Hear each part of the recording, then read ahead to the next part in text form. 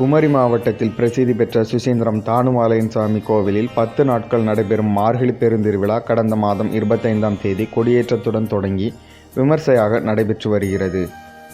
திருவிழா நாட்களில் தினம்தோறும் சுவாமிக்கு அபிஷேகம் மற்றும் அலங்கார தீபாராதனைகள் நடைபெற்றது. சுவாமியை பல வண்ண மலர்களால் அலங்கரித்து மேளதாளங்கள் முழங்க திருவீதி உலா வந்து பக்தர்களுக்கு காலை மாலை வேளைகளில் அருள்பாலிக்கும் நிகழ்ச்சியும் நடைபெற்று வருகிறது. 3ஆம் திருவிழா அன்று இரவு மக்கள்மார் சந்திப்பு நிகழ்ச்சி, 5ஆம் நாள் திருவிழா அன்று காலை கருட தரிசன நிகழ்ச்சியும் நடைபெற்றது.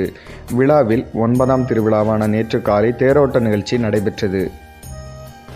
இரவு 11 மணிக்கு சுவாமிகள் கோவிலிலிருந்து மேளதாளங்கள் முழங்க புறப்பட்டு ரதவீதியை சுற்றி வந்து பக்தர்களுக்கு அருள்பாலித்து விட்டு திரும்பி கோவில் முன்பு திரண்டிருந்த பக்தர்கள் வெள்ளத்தில் ஊர்வலமாக வந்து தனது தாய் தந்தையர்களின் திருவிழாவில் பங்கெடுத்து கொள்ள வந்த கோட்டாறு வலம்புரி விநாயகர், மருங்கூர் சுப்பிரமணிய சுவாமிகள், வேலிமலை குமாரசாமி ஆகிய 3 பேரும் தங்களது தாய் தந்தையரை 3 முறை சுற்றி வலம் வந்தனர். அப்போது திரண்டிருந்த பக்தர்கள் பூக்களை தூவி வரவேற்றனர். பின்பு சாமிக்கு தீபாராதனை காட்டப்பட்டது. சுவாமியை தாலாட்டி கோவிலுக்குள் அழைத்து சென்ற பின்னர் 2 முருகரும் 1 விநாயகரும் பிரிந்து செல்லும் சப்தவர்ண காட்சி நடைபெற்றது.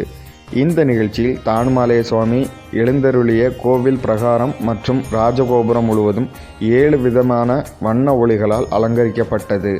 சிவன், விஷ்ணு, பிரம்மா எனும் தானுமாலையின் திருமேனியை மையமாக வைத்து ஒவ்வொரு நிறமும் ஆன்மீக அர்த்தத்துடன் ஒளிபட காட்சியாக வழங்கப்பட்டது. ஒலி மற்றும் ஒளி அமைப்புகளுடன் நடைபெற்ற இந்த சப்தவர்ண காட்சி பக்தர்களின் கண்களையும் மனதையும் கவர்ந்தது. சிவபக்தி பாடல்கள், வேத மந்திர ஒலிகளுடன் இணைந்து ஒளிக்காட்சிகள் வழங்கப்பட்டதால் கோவில் வளாகம் முழுவதும் ஆன்மீக சூழல் நிலவியது. இந்த நிகழ்ச்சியை காண கன்னியாகுமரி மாவட்டத்தின் பல பகுதிகளிலிருந்தும் அண்டை மாவட்டங்களிலிருந்தும் ஆயிரக்கணக்கான பக்தர்கள் திரண்டு வந்தனர். குடும்பத்துடன் வந்த பக்தர்கள் செல்போன்களில் காட்சியை பதிவு செய்து மகிழ்ந்தனர். பக்தர்களின் பாதுகாப்பிற்காக காவல்துறை சார்பில் பலத்த பாதுகாப்பு ஏற்பாடுகள் செய்யப்பட்டிருந்தன.